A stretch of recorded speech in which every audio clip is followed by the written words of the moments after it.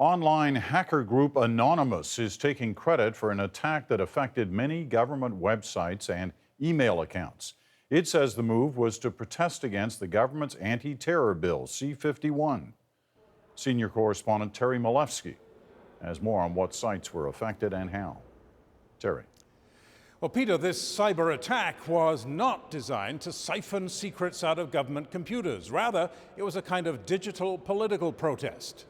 We are anonymous. Anyone can claim they did it, but the faceless group calling itself Anonymous does have a record of hack attacks and just happened to have a YouTube video ready to go.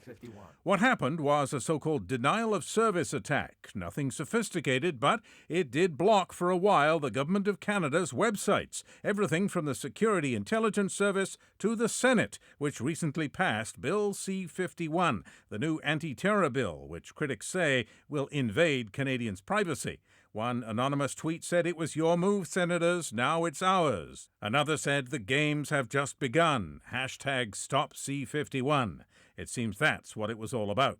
We launched an attack against the Canadian Senate and Government of Canada's websites in protest against the recent passing of Bill C-51. Cyber attacks are not unusual, but the government says most are beaten back by its cyber defenses. Quite frankly, there are incursions practically every day of every year. Usually those incursions are unsuccessful. In this case, ministers insist that no data was stolen. And I want to be clear, at no point personal information was compromised. But experts say this wasn't about stealing data. It was a cyber demo. This was meant to make a political point. This was literally meant to be the placard that you hold in front of politicians saying, we disagree. And they're not alone. The terror bill remains a potent issue in the analog world, too, where the NDP is still fighting the bill the old-fashioned way.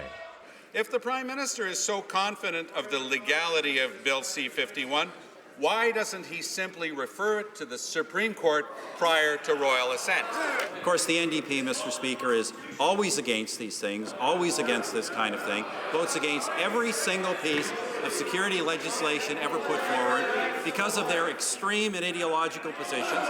In the end, the hack attack didn't last long, but the battle over C-51, that has legs. NDPers say they're up in the polls partly because they oppose the bill, whereas the Liberals voted for it and they're down in the polls. So we'll hear more about this, and not just from anonymous hackers, Peter.